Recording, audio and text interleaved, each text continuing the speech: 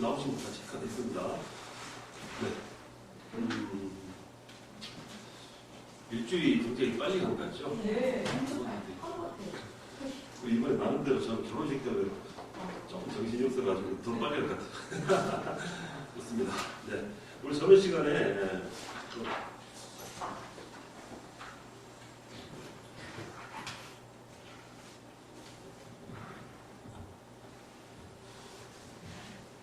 저번 시간에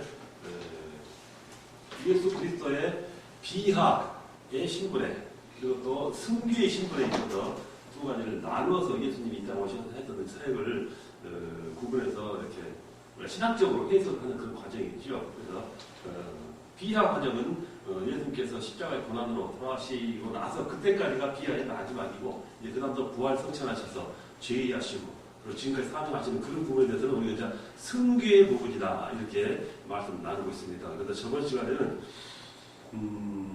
승귀의 신분에 있어서 가장 처음에 부활하는 녀석도 있겠죠. 십자가의 상에서 돌아가셨으므로 그 다음에 예수님께서 이제 부활하는 단계로 들었던 그런 위치를 말씀드렸었죠. 그래서 가장 먼저 승귀의 신분으로서 먼저 부활을 내셨었고 부활에 관해서 부활의 정의와 주체, 예수 그리스도의 부활체 성격 그리고 부활은 또 예언이 실현되는 역사적 사실이다. 성경 가운데서 들은 증거들을 하나하나 살펴봤죠. 그리고 말씀에 관해서 있었고 또 예수 그리스도의 부활과 같은 부활이지만 또 나인성의 과부도 아들도 살아났었고 그리고 나사로 야이로 딸 등의 소생과의 다른 점 역시 죽었다 살아났지만은 그것과는 무슨 차이가 있다 하는 것도 말씀드렸었고요. 예수 그리스도의 부활의 중요성도 말씀드렸고 그리고 이제 부활 자면에 승천을 말씀드렸죠. 부활 때 승천하시는 그 단계인데 그 승천에 대해서도 성경에 대한 예언 그리고 승천은 예언된 일이고 승천의 성질 그리고 승천의 목적 그리고 성천의 뭐랄까요 그 결과 이런 부분을 우리가 낱낱이 알아봤었습니다. 그 다음 시간으로 연결돼서 이제 하나님 우편에 앉으시고요. 부활하시고 승천하시고 그 다음에 이제 제의를 하시는 거예요. 제의라는 것은 하나님 우편에 앉아 계신 거기서 이제 예수님의 지금 현재까지의 어떤 그 의사와 계신 모습들 그런 부분을 말씀드리고 있죠. 이게 바로 지금 승기 부분에 속한 예수님의 어떤 사역에 관한 그 부분적인 부분으로 우리가 해석을 할 수 있겠습니다. 그래서 오늘 시간 이제 제의 중에서 이제 하나님의 우편에 앉으심으로 우리가 말씀드립니다. 부활, 승천, 그 다음 제의 이렇게 보면 되겠죠. 자, 예수 그리스도의 승기 신분 중 세 번째는 지금 하나님 우편에 앉으신 그 자체를 말씀하신 거죠. 이걸 바로 우리가 제의라고 말씀합니다. 제의 이렇게 말하는 것이요. 그렇다면 이 제의라는 것은 어떻게 우리가 바라보겠으며 증거가 되며 왜 이걸 가지고 우리가 확신을 가지고 우리가 풀이할 수 있는가 하는 부분도 있는 것입니다. 바로 첫 번째 성경적인 근거입니다. 성경에서 어떻게 증거했고 어떻게 설명했고 어떻게 예수님께서 승천하시고 제의하신다 하는 부분을 증거해야만이 우리가 예수님의 제의를 이렇게 결론 지면서 이렇게 이해할 수 있다는 말씀이 되겠어요. 그래서 가장 먼저 하나님의 우편에 앉으심 그 제의의 가장 성경적인 증거는 어디에서 증거를 하고 있는가 하는 것부터 우리가 먼저 살펴봐야겠다는 그런 말씀을 드리고 있습니다. 자, 예수 그리스도는 대제사장 앞에 신문을 받을 때, 자, 지상 계실 때죠. 신문을 받을 때 자신이 장차 권능의 우편에 앉으시리라라고 예언을 하셨고 베드로와 사도들도 이제 언급을 했다는 말씀이 되겠죠. 자, 너희가 이제 그 제자들이 예수님에 대한 그 부분을 전하기를 너희가 남에 달아 죽인 예수를 우리 조상의 하나님이 살리시고 이스라엘에게 회개함과 죄사함을 주시려고 그를 오른손으로 높이사 임금과 구주로 삼으셨느니라 이렇게 성경에서 말씀하고 있다는 것입니다. 바로 이 부분만 봐도 벌써 예수님께서 올라가셔서 제의하셨다 하는 것을 우리가 간접적으로 직접적으로 우리가 증거를 받을 수가 있는 것입니다. 이 밖에도 예수 그리스도의 우편에 앉으심 이것도 바로 죄의죠. 지금 죄의에 대한 말씀이시죠. 그리고 또 관련하여 많은 성경의 기록들이 있습니다. 사도행전, 로마서, 에베소서의 많은 부분에 하나님께서 지금 예수님께서 하나님 우편에 앉으셔서 죄의에 계신다 하는 것을 증거하고 있죠. 자, 승천과 죄의의 구분입니다. 자, 승천도 하늘에 오르시고 또 죄의도 하늘에서 오르셔서 지금 계시는 예수님의 사역을 나타내는 표현인데 승천과 죄의는 어떻게 구별해서 설명할 수 있는가라고 말입니다. 부활, 승천, 죄가 되겠죠. 이 부분을 다르게 한번 우리가 생각할 때 어떤 구별로 우리가 해석할 수 있는가 하는 것을 말씀드리고자 하는 것입니다. 그래서 승천과 죄위를 같은 것으로 보는 견해도 있으나 여기서는 둘을 별개의 사건으로 놓고 논의하자 하는 것입니다. 승천, 올라가신 자체죠. 그리고 죄위, 약간의 어떤 그 거리감이라고 할까요? 시차적인 어떤 그 문제이기 때문에 따로 나누어서 논의해보자 한다는 말씀을 하고 있는 것입니다. 자, 베드로는 그는 하늘에 오르사 하나님 우편에 계시니 죄위에 대한 말씀을 베드로가 증거한 거죠. 라고 말해서 승천과 죄위를 구별하였다라는 것이죠. 자, 신학자 바빙크도 죄위는 부활과 승천과 더불어 밀접히 연락되어 있으나 물론 가까이 같이 붙어있는 어떤 두 가지 어떤 하나의 어떤 그 본질들이죠. 자, 그래서 승천과 죄위는 그러나 같이 연결되어 있지만 그래도 명백히 다른 것이라 말하고 있다라는 것입니다. 자, 웨스트민스터 신앙고백 8장 4절에도 보면은 승천과 죄위를 구별하고 있습니다. 곧 그는 사흘 만에 죽은 자 가운데 부활하셨고 고난 당하신 몸으로 하늘에 오르사 승천하셨죠. 거기에서 하나님 아버지 우편에 앉으셔서 죄위라고 말씀드린 거예요. 우리를 간구하시는데 라고 두 가지를 구분해서 설명을 했다라는 말씀인 것입니다. 자, 그렇다면 하나님 우편에 앉으심의 의미는 뭔가, 즉 죄위의 의미는 무엇인가 라는 말씀을 드린 것입니다.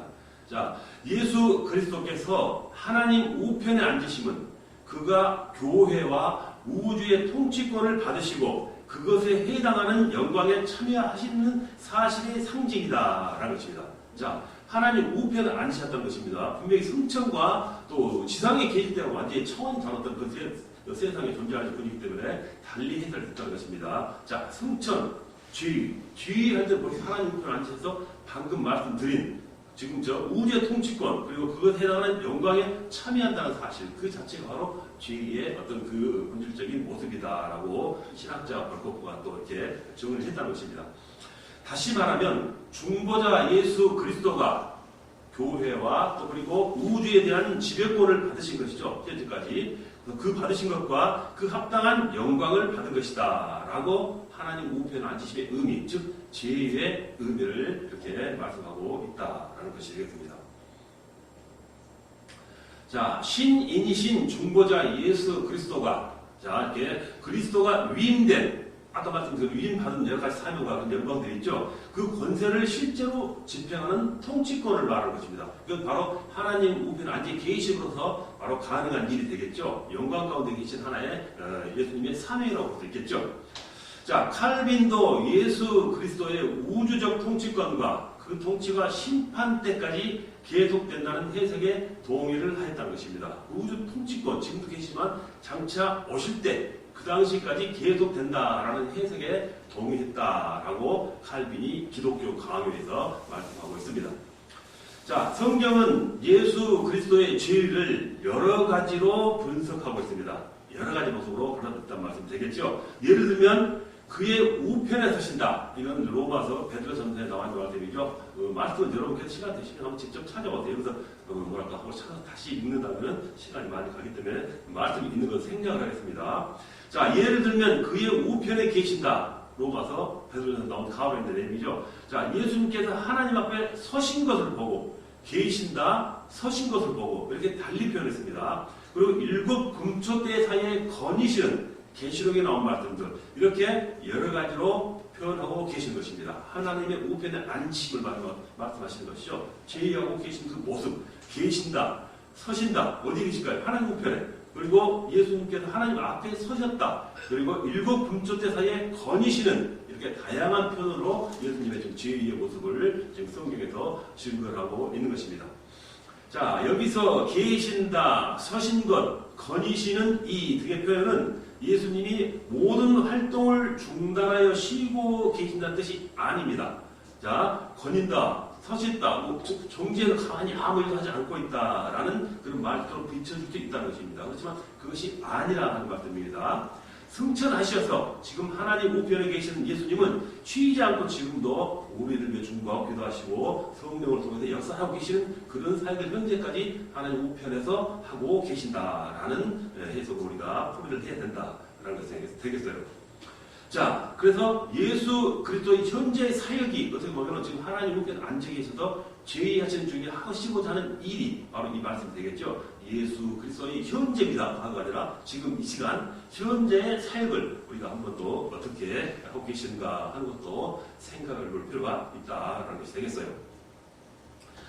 자, 하나님 우편에 계시는 하늘에서의 현재 사역, 그 사역은 모두 직접적 혹은 간접적으로 그의 중보 사역과 관련되어 있으며 그의 사역을 선지자 사역, 그리고 제사장 사역, 그리고 왕적 사역으로 구분해서 논의할 수가 있는 것입니다. 지금 하늘에 오르셔서 지금 이 시간도 하나님 변시가지고 그 맡은 바 예수 그리스도의 사명이 우리가 바라볼 때는 선지자 사역을 볼 수 있고 또 제사장 사역으로 바라볼 수 있고 그리고 왕적, 왕중의 왕이신 왕적 사역으로 구분해서 논의할 수 있다라는 말씀인 것입니다. 자, 그런데 가장 먼저 선지자 사역, 선지 사역은 어떤 모습으로 예수께서 하실까 하는 부분으로 우리가 한번 연구해보자 하는 것이 되겠어요. 자, 선지자란 하나님의 말씀을 알리는 자라고 우리가 알고 있죠. 구약에서 많은 선지자들이 실제 하나님의 말씀을 들어서 백성들에게 전해주고 그 사명을 감당하는 모습을 구약을 통해서 우리가 많이 봤습니다. 그래서 선지자란 하나님의 말씀을 알리는 자라고 우리가 해석하죠. 자, 예수님께서는 자신을 또 직접 나는 선지자다라고 하셨습니다. 말씀 누가복음에서 증거하셨죠. 자, 그래서 예수님은 장래 일을 예언하셨고 미래를 밝히 알고 계시는 선지자적 사명도 갖고 계신다라는 말씀인 것입니다. 자, 천국의 예수 그리스도는 성령을 통해서 지상에서 선지적 사역을 계속하고 계신 것입니다. 지금은 하나님께서 지혜하고 계시기 때문에 우리하고 감히 접할 수 없습니다. 그렇지만 성령을 통해서 지금 선지자의 사역을 감당해서 우리를 위해서 기도하시고 우리를 인도하시고 우리 또 구원의 길로 이르게 하셔서 많은 여러 가지 복음의 사명을 지금도 감당케 하신다라는 그런 선지자의 사명을 가지고 계신다는 말씀이 되겠습니다. 자, 그래서 성령을 통한 선지자의 활동을 보면은 바로 성경을 통해서 우리에게 영감을 주시고 그리고 교회와 교역자들을 인도하시고 즉 사명자들을 이렇게 인도하시고 그들에게 힘을 불어넣어준다 하는 말씀이 되겠지요.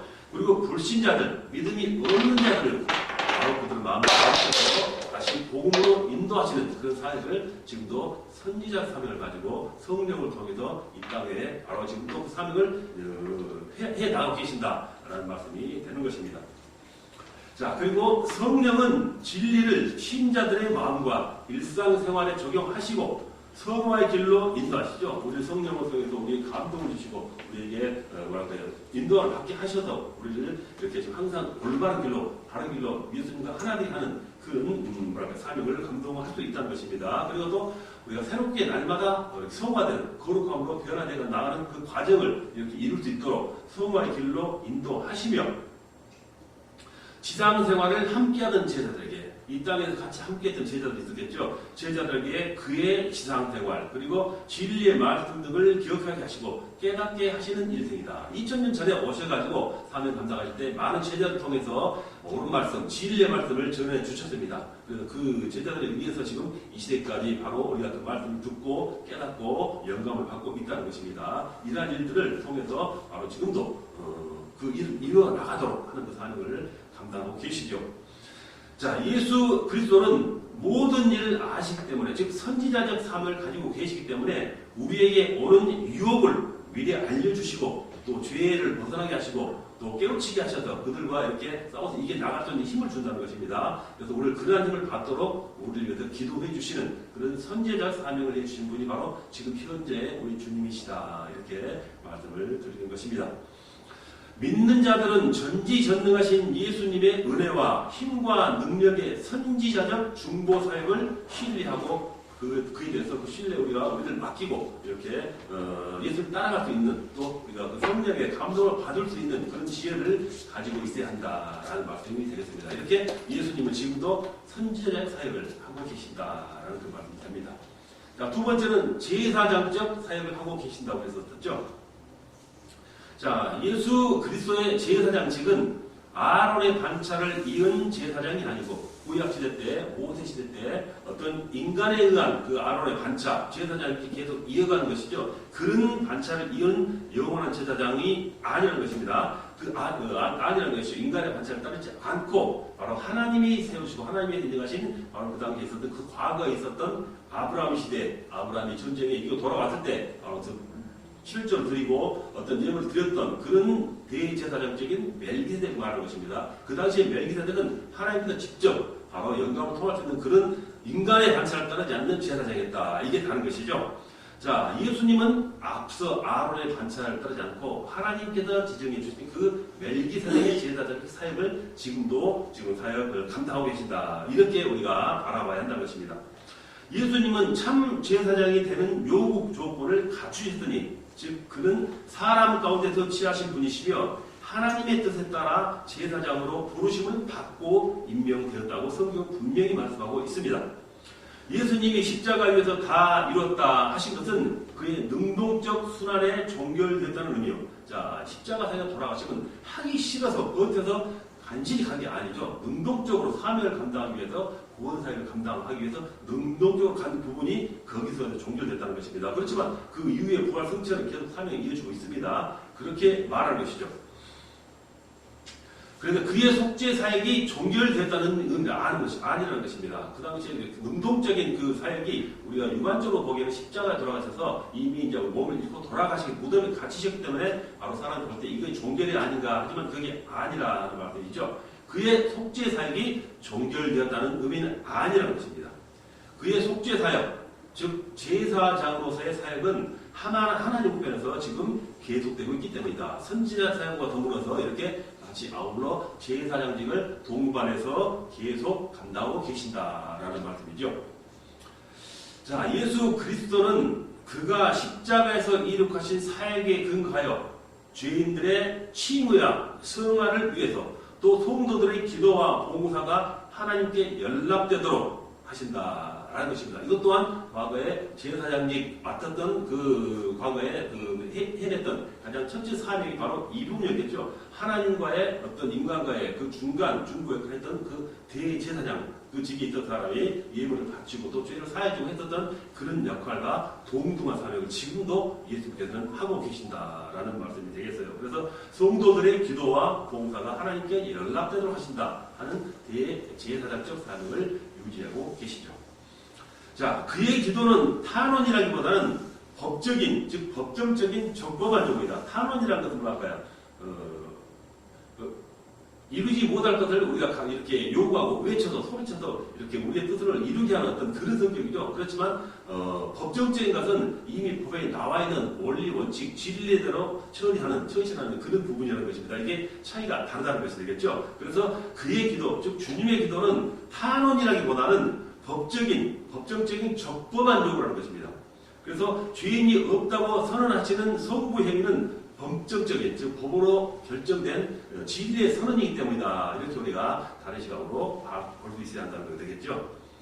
우리가 법정에서 피고는 변호사의 도움이 필요하듯이 하늘에서 예수님은 성부 하나님 앞에 사탄의 끊임없는 공격으로부터 바로 그를 중보하시고 대응을 해주신다는 것입니다. 바로 하나님과 지금 현재 우리 사이에서 바로 예수님께서는 말하자면 법정에서는 변호사처럼 우리를 대응해 주시고 우리를 바로 사탄의 끊임없는 공격으로부터 이렇게 보여주시는, 그리고 우리의 말씀을 뜻을 대응해 주시고 계신다 하는 대제사장적 사명을 감당하시는 주님이시다라고 말씀하는 것이죠. 자, 그 다음에는 세 번째 왕직을 말씀드렸었죠. 선지자적, 대제사장적, 그리고 왕적, 이 부분을 말씀드려보겠습니다. 자, 왕은 무엇입니까? 왕은 주권으로 다스리는 자죠. 왕이 주권으로서 모든 것을 마음대로 이렇게 나라 행정이라든가 아니면 모든 부분에 있어서 다스릴 수 있는 부분을 마음대로 행할 수가 있습니다. 자, 이게 바로 왕이죠. 이 왕적 제사장적 이 능력을, 사명을 예수님께서는 지금도 하고 계신다는 것입니다.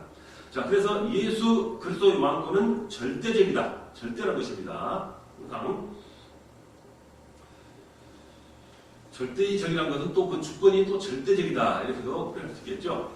자, 그래서 예수 그리스도는 창조주, 구세주, 섭리주로서의 왕권을 행하시며 개인의 생사화복, 그리고 크게는 국가의 흥망성쇠, 그리고 더 넓게 시대적인 흐름 할 때는 역사의 진행 과정과 궁극적 도착점, 그리고 자연계의 형성과 온 우주 만물 세계가 되겠죠. 자연계의 형성과 보존, 파괴, 그리고 새로운 창조 과정에서 절대 주권을 행사하신다. 왕적 주권을 행사하고 계신다. 이런 말씀이 된 것입니다. 자, 그래서 예수 그리스도의 왕권은 이 자연계는 물론이고 우주적인 부분은 물론이고 우리가 바라볼 수 없는 영계에서도 행사되어서 영계의 생성과 흥망성쇠까지도 그름을 주장하신 분이시다. 즉 육정이나 영적 온 우주 만물을 통틀어서 왕적인 권한을 절대적인 주권을 가지고 행사하고 계신다. 이런 말씀이 되겠습니다. 자, 이제 왕직에 대해서 약간 더 세부적으로 나눠서 우리가 논해본다면은 왕직의 성경적인 증거가 있습니다. 어디에 그 말씀이 나오냐면 가장 먼저 빌라도 총독이 예수를 이렇게 세워놓고 신문을 하죠. 빌라도 총독이 예수님께 내가 유대인의 왕이다 이렇게 물은 적이 있었습니다. 자, 이 말을 듣고 예수님은 내 말이 옳도다. 그렇다가 아니라 내 말이 옳도다. 오히려 더 강조해주는 그런 대답을 해주셨다는 것입니다. 그리고 골로새서 1장 13절로 20절에 보면은 그리고 또 에베소서 1장 20절로 22절 등에서 예수님께서 교회의 머리가 되심과 온 세계의 주인이시며 인류의 왕이심을 벌써 증거하고 있었다라는 것이 되겠습니다. 바로 왕직의 성경적 증거가 되는 부분을 말씀하고 있다라는 것입니다. 자, 그래서 예수님은 마귀를 이기시고 하늘의 땅에 하늘과 땅과 모든 권세를 가지셨죠. 자, 여러 가지 성경적 부분에서 이 수많은 부분에서 지금 예수님의 왕적 그 권세를 증거하는 부분이 이렇게 많이 있다는 것입니다. 마태복음, 요한복음, 고린도전서, 히브리서, 요한일서, 계시록 등을 통해서 이 부분을 우리에게 증거해주고 있습니다. 자, 영원한 통치적 왕권이라는 것은 이 세상에는 유한합니다. 뭐 권력 10년 못 간다고 말씀했죠. 그분은 또 절대적인 군주로 또 평생 동안 왕을 한 사람도 있지만 자기 생명에 있는 동안만 왕권을 할 수 있습니다. 아무리 자기가 왕권을 기대한다 해도. 그렇지만 우리 주님의 왕권은 영원한 통치라는 것입니다. 세상의 왕들이 갖고 있는 왕권과 예수님께서 갖고 있는 왕권은 본질적으로 다르다라는 말씀이죠.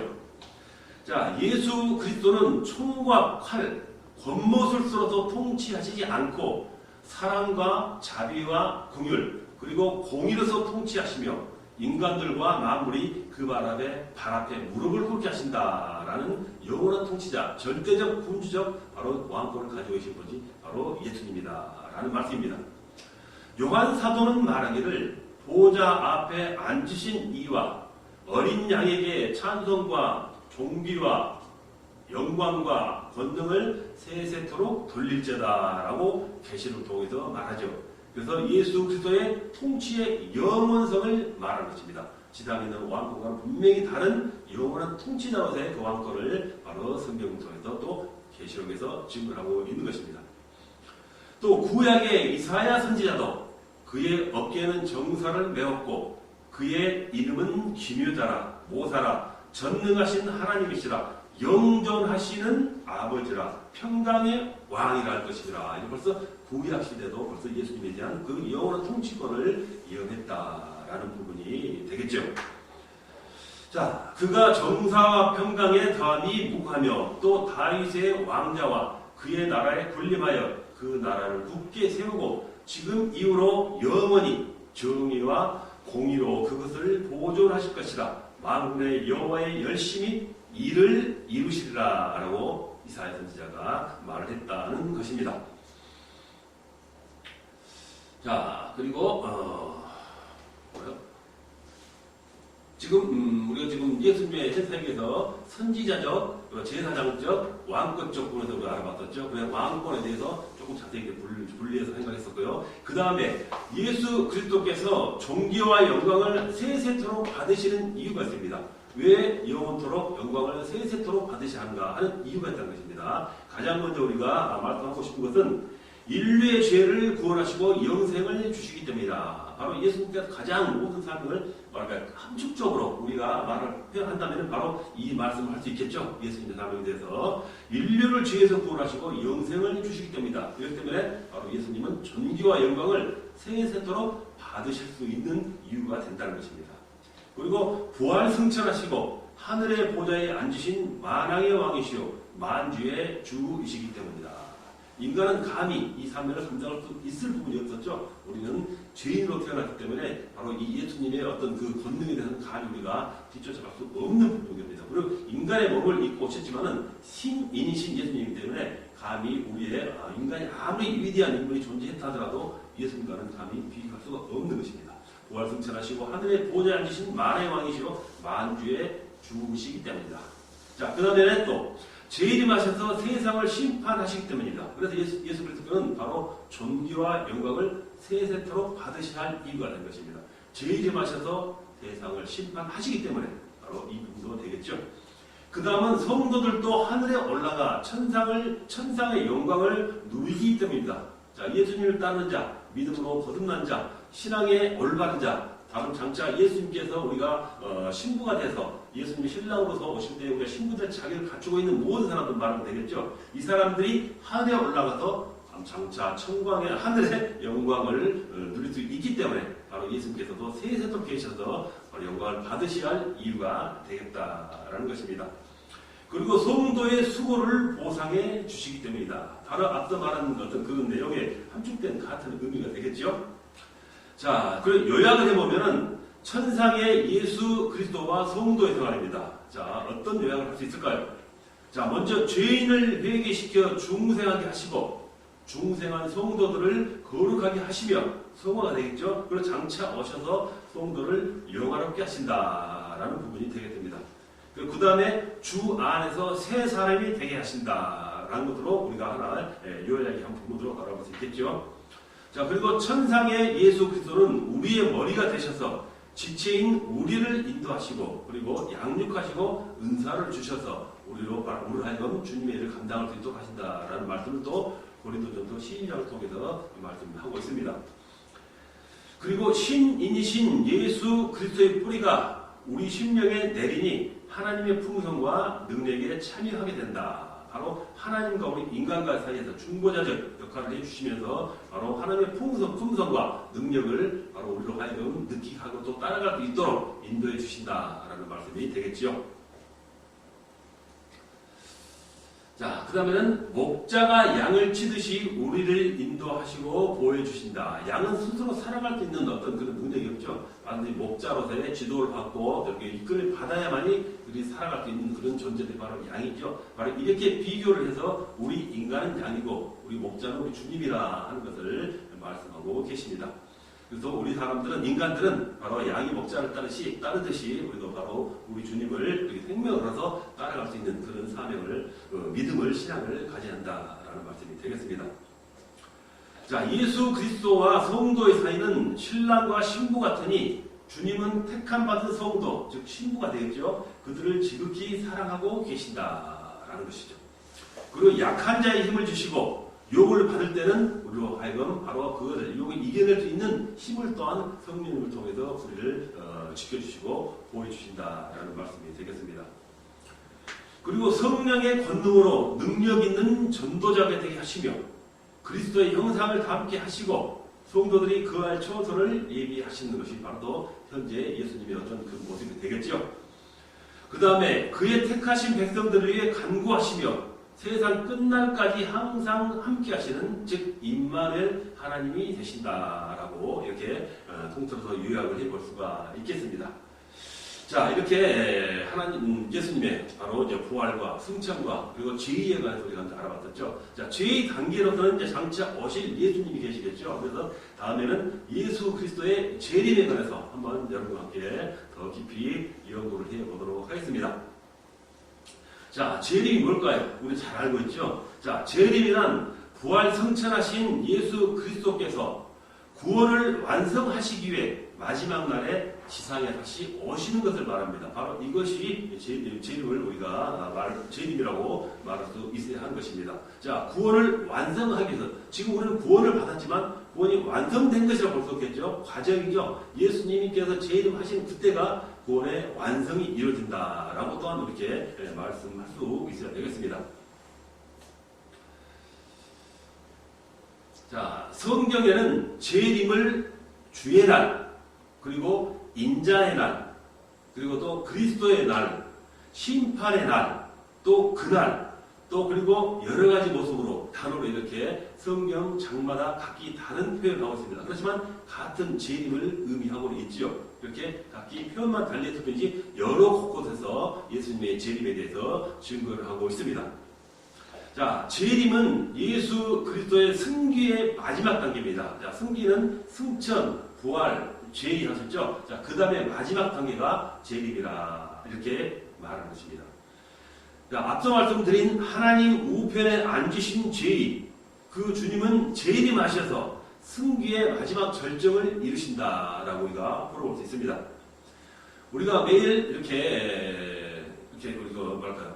하루에 한 번씩이라도 우리 예배 볼 때마다 아니면 우리 예배상에서 전차적으로 빠질 수 없는 사도신경이 있죠. 그 사도신경 안에도 우리 읽어보면은 전능하신 하나님 우편에 앉은다는 것을 이렇게 강조하고 있습니다.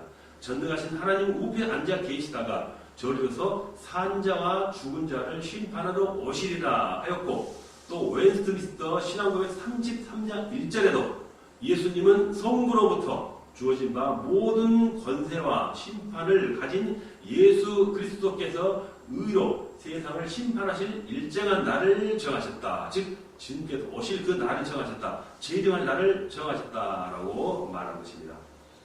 십자가의 고통을 받고 죽으신 예수 그리스도는 큰 권세와 영광으로 이제 재림하셔서 최후의 심판을 단행하실 것이므로 최악의 상태에서, 즉 비하신 분이었죠. 지금 이제는 최고 승기에 영광된 심판주로 재림하실 것입니다.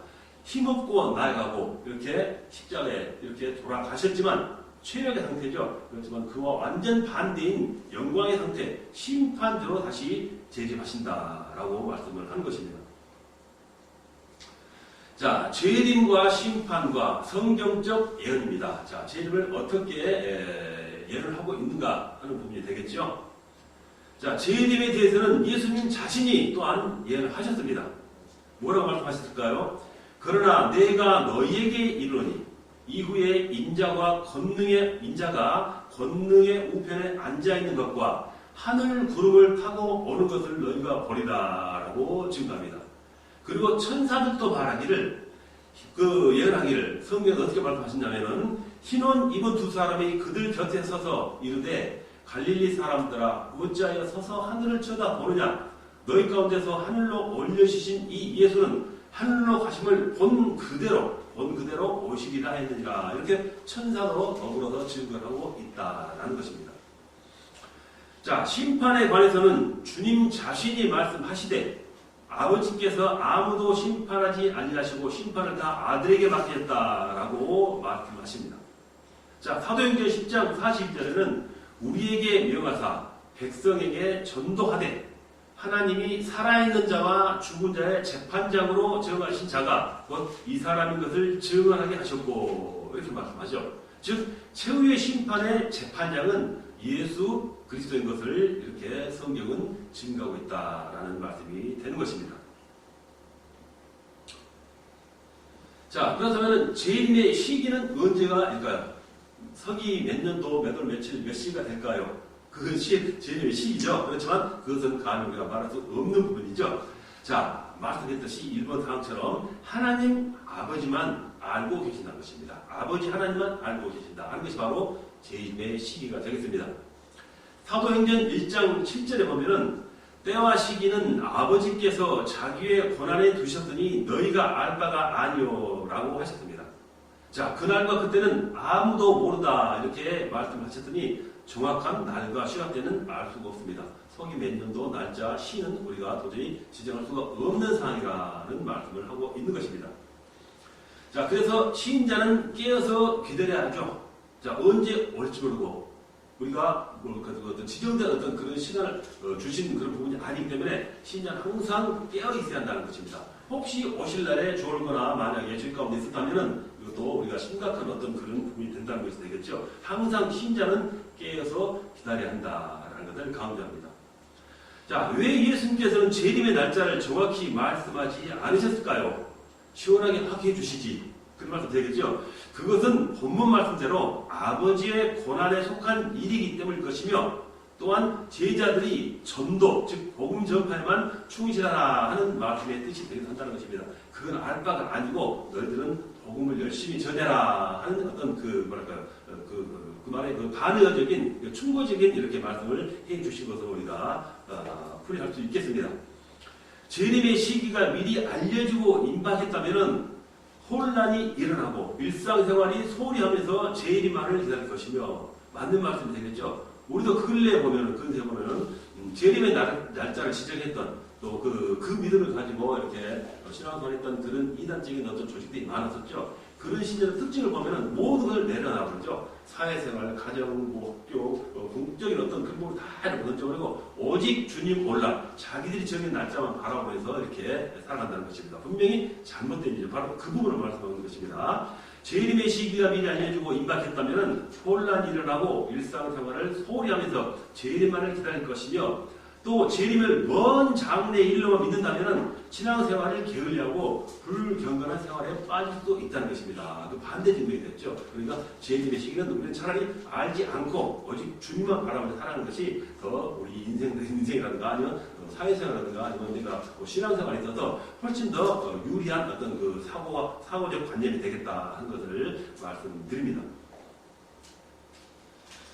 자, 그래서 정확한 날을 모르는 것이 바로 차라리 지혜일 것이다 라고 우리가 결론을 질 수 있습니다. 자, 그렇다면 예수님께서 재림하실 때 어떻게 재림을 하시는가 우리도 이거 객관적으로 또 주관적으로 생각해 볼 수 있어야 합니다. 자, 먼저 오순절 성령 강림과 예수 그리스도의 재림은 다릅니다. 예수님의 재림은 육체적이며 가시적으로 온 것입니다. 오묘시 우리가 눈으로 바라볼 수 있다라는 것을 말씀합니다. 분명히 성경에서 여러 군데서 증거를 하고 있는 사항이기도 합니다. 각 신자의 생활에 성령의 임재하심을 재림이라 생각하는 견해도 있으나 이는 오류다. 우리가 신앙생활하면서 성령의 감동과 성령의 임재하심의 어떤 역사가 나타나심을 우리가 많이 볼 수 있고 경험을 합니다. 그렇지만 그것은 재림과는 다르다라고 이렇게 구분지어서 생각하라는 말도 되겠죠. 자, 재림은 육체적, 몸 신체적입니다. 그리고 영광적 강림, 즉 우리가 눈으로 볼 수 있고 시각적으로, 육체적으로 이렇게 강림하는 모습을 직접 볼 수 있는 것이 재림이라는 것이다. 이렇게 다시 한번 정리해 주는 것입니다. 자, 그 다음에 예수 그리스도는 구름을 타고 능력과 큰 영광으로 재림하신다 말씀입니다. 자, 구름을 타고 올라가셨기 때문에 본 그대로 다시 오리라 하는 말과 일치되는 말씀이 되겠어요. 자, 구름을 타고 오신다 하면은 그가 영광 중에 신령한 몸, 시간과 공간, 그리고 어떠한 제한도 받지 아니하시는 부활의 몸으로 오신다라는 것을 말씀하고 있습니다. 자, 예수 그리스도의 재림은 그리고 호연히 그리고 밤에 도둑같이 생각하지 않은 때 번개가 번쩍임 같이 이렇게 이루어진다고 그 재림의 모습을 성경에서 여러 부분은 이렇게 표현하고 있죠. 그리고 또 영광과 승리로서 만왕의 왕, 만주의 주로 오신다라고 또 말씀합니다. 그리고 천사들과 함께 오신다 하는 것도 재림의 어떤 주님의 모습이 되겠지요. 그리고 불꽃 중에 즉 주권과 영광과 위엄 중에 재림하신다. 데살로니가후서 1장 7절 보면은 불꽃 중이라는 말이 분명히 나와 있는 것입니다. 자, 그리고 모든 성도들과 함께 오신다. 바로 부활을 해서 주님을 믿고 따랐던 그 많은 그 이들과 다시 공중에서 만나 오신다 하는 말씀을 또 데살로니가 전서에서 우리에게 많이 증거해주고 있습니다. 자, 그러면 재림의 징조도 있죠. 자, 재림을 우리가 어떤 그 시기를 우리가 지금 말씀드리고 있는데, 모습을 말씀드렸는데, 재림에서 분명히 어떤 징조가 있다라고 이것도 확실하게 성경에서 말합니다. 물론 시와 날짜는 모르지만 징조는 있다라고 바로 성경에서 분명히 말씀했습니다. 자, 어떤 부분일까요? 예수 그리스도의 재림의 날은 아버지 외에는 모르나 징조들은 알 수 있다라고 합니다. 자, 어떤 징조일까요? 가장 먼저 우리가 생각해 볼 것은 천국 복음이 모든 민족들에게 전파된다라고 말합니다. 자, 이 온 세상에 지금 현재 예수님의 복음이 들어가지 않은 땅은 없습니다. 그렇기 때문에 이것도 곧 말대의 징조라고 볼 수 있는 것입니다. 즉 재림의 전조적인 하나의 증상이다, 현상이다 바라볼 수 있겠죠. 자, 두 번째, 이스라엘 백성들이 회개하고 예수 그리스도에게 돌아온다라고 로마서 했던 그 말도 하나의 예수님의 재림의 어떤 그 전에 나타난 징조일 수 있다라고 말합니다. 그리고 적 그리스도가 출현한다. 지금 현대가 지금 적그리스도가 이 세상을 파헤치고 있죠. 그렇기 때문에 주님 오실 날이 얼마 남지 않았다라고 우리는 생각할 수 있어야 하는 것입니다. 자, 성령은 적그리스도를 불법의 사람, 멸망의 아들이라 하는데 예수님의 재림전에 나타나는 것입니다. 그래서 자기는 저 그리스도를 대적하죠. 그래서 바로 적그리스도의 세력이 되겠어요. 그리스도를 대적하며 거룩한 곳 성전에 서게 된다. 차치 내가 예수다라는 어떤 그런 모습으로 다가올 수 있다라는 것입니다. 이러한 현상이 나타나거나 그런 인물이 나타난다면 분명히 예수님의 재림이 얼마 남지 않았구나 하는 징조로 우리는 받아들일 수 있어야 하겠습니다. 자, 배도하게 된다. 배반하다. 가는 길을 벗어난다. 이렇게 말이 되겠죠. 자, 믿는 자들이라도 유혹을 받아서 믿음에 떨어지게 된다. 믿음에서 멀어지게 된다는 것입니다. 즉, 우리가 잘 믿던 그 고귀한 신앙을 가지고 신앙생활을 하는 사람이 어느 날 갑자기 이단에 넘어가서 이렇게 그쪽 신앙으로 배도를 해버리는 그런 현상들이 이 시대에 많이 일어나는 것입니다. 이것 또한 주님이 재림하시기 전에 많은 배도적인 현상이 일어난다는 것입니다. 자, 배도하는 일에 관해서 바울 사도는 기록하기를 그러나 성령이 밝히 말씀하시기를 후일에 어떤 사람들이 믿음에서 떠나 미혹하는 영과 귀신의 가르침을 따르리라 하셨더니 자기 양심의 화인을 맞아서 외식함으로 거짓말하는 자들이다 라고 말합니다. 자, 이렇게 배도하고 길을 벗어나버리는 그런 많은 사람들이 이렇게 우리 눈앞에 나타날 때는 이것도 주님께서 재림의 날이 얼마 남지 않았구나 라는 시선으로 우리가 바라볼 수 있어야겠습니다. 자, 그 다음 전쟁, 기근, 지진 등 자연재해가 빈번해진다. 지금 현재 우리 상황에도 어떻게 만든 것을 보겠죠? 전쟁. 지금 세계 곳곳에서는 정치적인 해석, 아니면 경제적인 이익, 자기 나라 이득, 아니면 사상과 어떤 종교적인 문제라든가 서로의 어떤 엇갈린 주장 때문에 바로 전쟁의 일촉즉발 상태로 지금 항상 이렇게 멈춘 상태입니다. 그리고 기근, 많은 사람들이 배불러서 터져 죽는 사람이 있는가면은 배고파서 죽는 사람이 있을 정도로 이렇게 기근에 시달리고 있다는 것입니다. 그리고 지진은 우리 매일 바라보지만 세상 여기저기에서 지진 아니면 해일로 자연적 재해가 이렇게 일어난 것도 볼 수 있습니다. 이런 것이 빈번해진다면 이거 역시 주님의 재림 시기가 가까워졌구나 하고 우리가 생각할 수 있어야겠습니다. 핵전쟁이 일어나고 원자력 발전소 등의 핵시설이 파괴되고 세계가 불에 탈 것이다. 자, 핵은 우리에게 유용하지만은 차칫 잘못하면 어마어마한 에너지가 있기 때문에 그 에너지가 차칫 폭발이나 우리 인간에게 해를 미친다면은 아주 우리 인간에게 심각한 피해가 입을 수 있다 하게 되겠죠. 자, 가까운 나라 일본이라든가 아니면 소련이라든가 즉 원자력에 대한 피해를 많이 일어나고 지금 북한도 핵, 이란도 핵, 세계 만방의 여러 나라의 핵을 가지고 전쟁에 대한 대비를 하고 있기 때문에 혹시라도 잘못되면 큰 재앙으로 닥칠 수 있다라는 말씀이 되겠어요. 자, 그리고 거짓 선지자들, 거짓 그리스도, 사이비 종교가 출현한다 하는 것입니다. 요즘 우리 주위에 너무나 이런 많은 일들이 이런 걸 볼 수 있어요. 그리고 국가 간의 전쟁, 민족 간의 전쟁, 난리가 빈번하게 일어난다. 이것도 바로 우리 주님의 재림 전에 나타나는 징조라 이렇게 생각할 수가 있게 되겠습니다. 자, 잠깐 쉬었다 그 다음으로 연결하겠습니다. 잠시 쉬겠습니다.